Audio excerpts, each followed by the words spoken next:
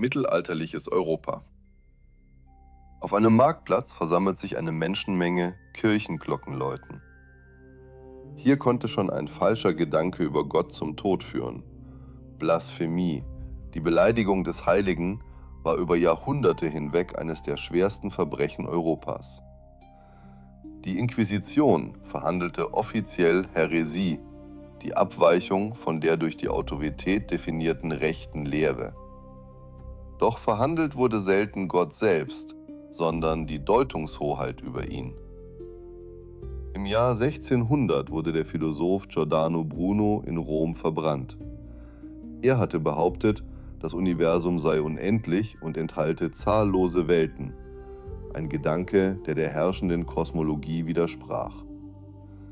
Zwischen dem 15. und 17. Jahrhundert wurden in Europa Zehntausende Menschen wegen angeblicher Verbindung zum Teufel verfolgt.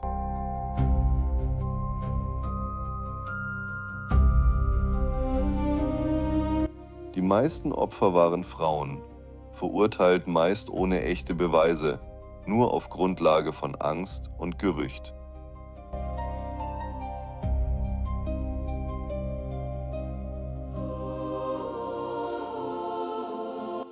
Diese Hexenverfolgungen zählen zu den tragischsten Verfolgungswellen, die je im Namen Gottes durchgeführt wurden. Manche Dorfbewohner beschuldigten sich gegenseitig, angetrieben von Angst und Misstrauen.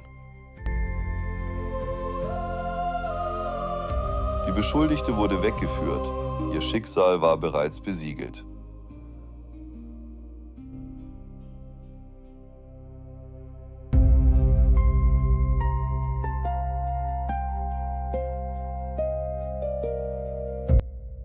Ein Kind beobachtete das Geschehen aus der Ferne. Dann schloss es leise die Fensterläden.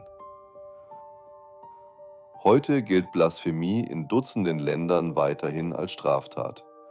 Manchmal mit Geldstrafe, manchmal mit Gefängnis, manchmal mit dem Tod.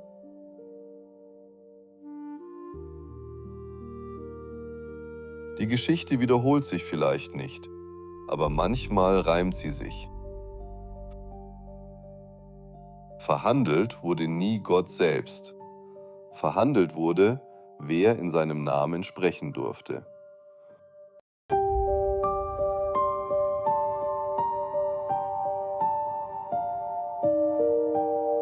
Von Brunos Scheiterhaufen bis zu den Hexenprozessen, bis zu den umstrittenen Gesetzen von heute, dieser Machtkampf dauert an.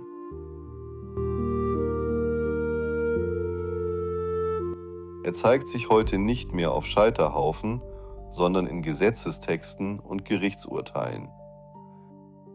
Die Form hat sich verändert. Die Frage nach der Deutungshoheit über das Heilige ist geblieben. Wer spricht für Gott? Diese Frage stellt sich jede Generation neu.